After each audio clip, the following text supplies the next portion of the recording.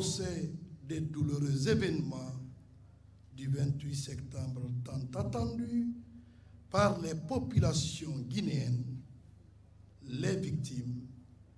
les accusés et surtout la communauté internationale. L'on ne peut jamais assez rappeler, dans l'intérêt de la mémoire collective de notre pays, que le lundi 8 septembre 2009, des exactions d'une gravité exceptionnelle ont été commises au stade de Conakry sur les citoyens rassemblés en ce jour mémorable de notre histoire commune pour manifester pacifiquement et exercer ainsi les droits civils et politiques garantis par la Constitution d'alors et les autres instruments régionaux et internationaux auxquels notre pays, la Guinée, a volontairement souscrit. Cette manifestation pacifique organisée par les partis politiques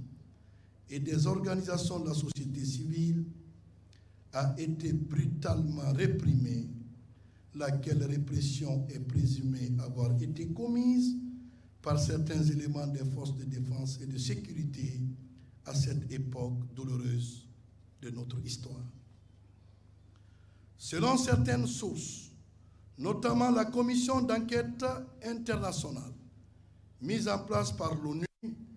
157 personnes tuées ou portées disparues, au moins 109 femmes violées ou victimes d'autres formes de violences sexuelles, notamment des mutilations sexuelles et l'esclavage sexuel. Les premiers constats ont attesté, en outre, des cas de mort par balle, des blessures graves sur nos citoyens. D'autres ont perdu à jamais leur mobilité. Ils trouveront ici les mots de soutien de son Excellence, Monsieur le Président de la Transition, qui pense tous les jours qu'il reste et demeure, par la force du destin, le père de tous les Guinéens. Ce qu'on a désigné alors par euphémisme les événements du 28 septembre ne sont ni plus ni moins que les crimes de masse que rien ne saurait justifier et qui ont suscité unanimement une condamnation totale de la société guinéenne et de la communauté internationale. C'est dans ce sens que s'analysent les visites successives du bureau du procureur de la Cour pénale internationale en Guinée. Au sujet des événements tragiques du 28 septembre 2009, le bureau a écrit, citation, « Il existe un faisceau d'indices sérieux permettant d'établir que les actes perpétrés le 28 septembre 2009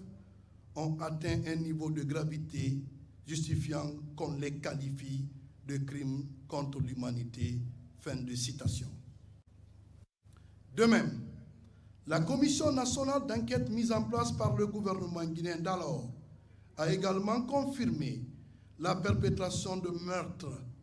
de viols et de disparitions forcées. Au terme de 13 années d'enlisement politique et judiciaire, au cours desquelles la volonté politique a singulièrement fait défaut, et cela au mépris des victimes et des principes basiques propres à l'état de droit. Je suis heureux de vous annoncer que l'engagement de l'État, et c'est aussi le devoir régalien qui est le sien, d'organiser le procès des crimes perpétrés au stade du 28 septembre de Conakry 2009, va, je dis bien enfin, se concrétiser grâce à la volonté et le courage de Monsieur le Président de la Transition, qu'il faut quand même, en toute honnêteté, reconnaître devant cette communauté nationale et internationale. De même, au terme de 13 années, aujourd'hui est une journée à double portée. Pour nous, membres du gouvernement, c'est un sentiment d'avoir accompli les instructions de Monsieur le Président de la Transition. En effet, le Président de la Transition, chef de l'État,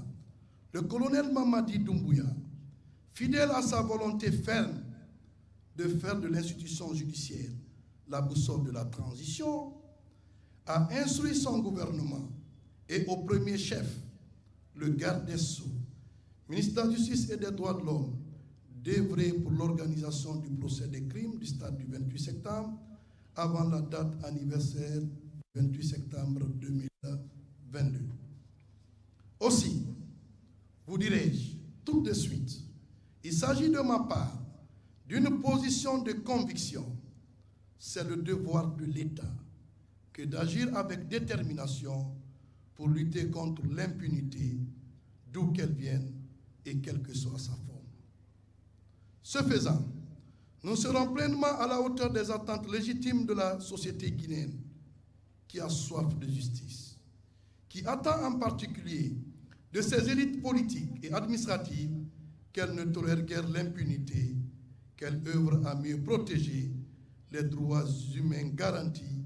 par la charte de la transition, afin qu'elles rendent possible l'accès au droit, à la justice pour tous les citoyens de notre pays, sans aucune exception. Face à cette situation de longue attente pour la tenue de ce procès historique, il n'y a pas de doute qu'en envisageant la tenue de ce procès après une certaine inertie du précédent régime, le président de la transition, colonel Mamadi Doumbouya, entend ainsi envoyer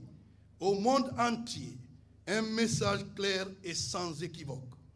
rappelant que la Guinée, qui a ratifié le statut de Rome le 14 juillet 2003, entend désormais avoir un comportement cohérent, conséquent et éviter à l'avenir de décevoir des attentes légitimes des autres États partis. Plus exactement, il s'agit là d'un signal fort pour dire que la Guinée, à travers les autorités de la transition, est désormais résolument engagée dans la lutte contre l'impunité des crimes internationaux, étant donné que l'impunité est la principale cause des crimes de masse que l'on observe malheureusement un peu partout en Afrique et ailleurs. L'organisation de ce procès est également un gage certain pour assurer les victimes de ces crimes qu'elles peuvent désormais compter sur la justice guinéenne pour faire un bon usage du principe de complémentarité avec la Cour pénale internationale pour faire des enquêtes et juger de tels crimes. La raison est simple. La justice, rappelons encore une fois, a été tôt érigée par les nouvelles autorités du pays comme étant la boussole de toutes les actions des pouvoirs publics et des citoyens. Répondant à cette orientation et conformément aux recommandations des États généraux autour de la justice, le gouvernement de la transition, à travers le ministère de la Justice et des Droits de l'Homme, s'est engagé à mettre en œuvre une politique pénale. Cette politique pénale fait un état des lieux de la justice pénale, précise ses fondements et orientations et définit ses actes stratégiques ainsi que le dispositif de mise en œuvre et de suivi-évaluation. Elle vise à contribuer efficacement au renforcement de l'accès de tous au droit, à la justice, à lutter contre la délinquance, à restaurer la confiance des justiciables en la justice et surtout à favoriser la coopération entre la Guinée et les autres États en matière pénale dans le cadre du respect mutuel, bien entendu. Ainsi, elle entend garantir une réponse judiciaire diligente, efficace et respectueuse des droits de l'homme,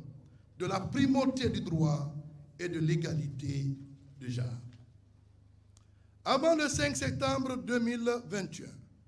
l'institution judiciaire de notre pays était confrontée à une véritable politique d'ingérence de l'exécutif dans le judiciaire, plaçant les magistrats dans les positions de faiblesse malgré la garantie de leur indépendance d'où la nécessité de rectification, de refondation, de redressement, de repositionnement tel que résultant des